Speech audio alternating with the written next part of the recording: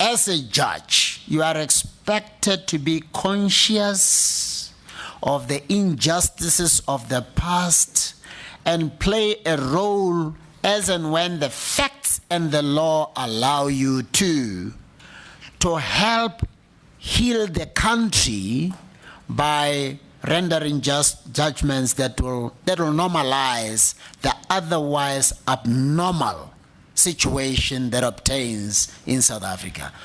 Black people who were brought to this country were stripped of their names, language, culture, religion, God, and taken totally away from the history of themselves. Here are 30 million people who don't wear their own names, they wear your names. Who don't speak their own language, they speak English, which is not their language. They never were allowed their own cultural expression of Africa.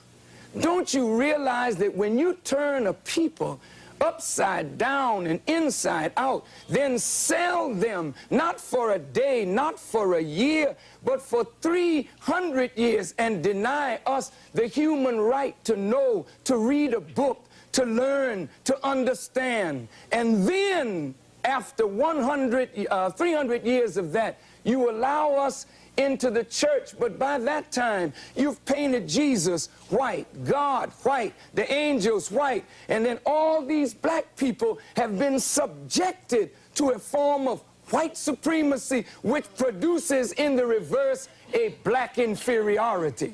And this is fulfilling what Jesus said, as a man thinketh, so is he. And as long as our people think the way they think, we will never be able to do what we as a people should do to correct our condition. Over here, please. A long time ago, when leather was still in fashion, a young man left his home to satisfy his hunger for adventure.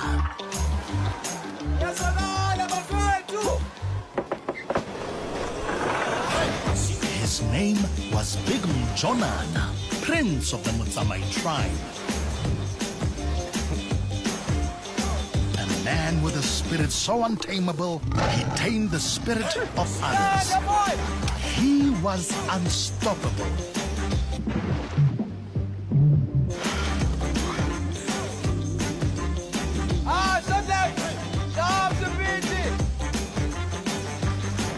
His hunger was too big.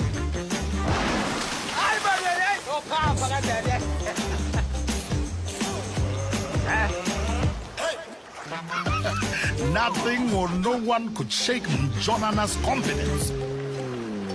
He weathered heavy storms, but if you asked him, he'd say it was just a breeze. Big Mjonana did many things, but the one thing he will always be remembered for is discovering a foreign land.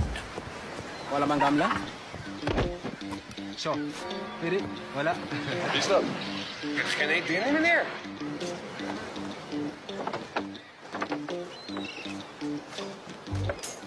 Yeah, hindi ganyan rin daw, yes. Kapag ibiza, you row. Euro. Big Mjonana.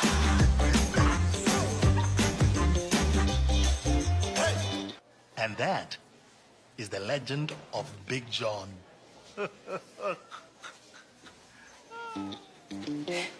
Yasin, nami ngicela Big John ne. No problem. Sure. Negroes. And when you foolishly get yourself involved with an enemy, then whatever comes upon you, that's your business. We believe that separation is the best way and the only sensible way, not integration. Equality has nothing to do with whites. We don't want to be equal with the white man. He's not the criteria or yardstick by which equality is measured. He's not in a position to tell us we are equal. It's not his right. It's not his to do. Equality, we want equality. We had equality before the white man was created. We had equality before the white man came into existence. And we want equality whether the white man is on this earth or not.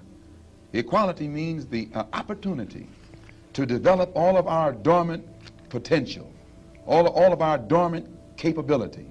And in developing this dormant capability, the right and the ability to stand on this earth on some land of our own and bring about a civilization and a society in which we will be completely independent, complete freedom to take care of the needs, to take care of the wants and the likes and the dislikes of our people, to establish our own nation, our own society, our own heaven, our own future. This is what we mean by freedom, by equality. And justice means as you sow, so shall you reap. If you do wrong, you'll get wrong in return. And if you do right, you'll get right in return. When you're in your own nation, in your own land, you're in a position to get justice. But when you're in another man's country, in another man's land, under another man's flag, and under another man's government, and under another man's court system, you have to look to that other man for justice, and you'll never get it. And Negroes in this country probably are authorities on that.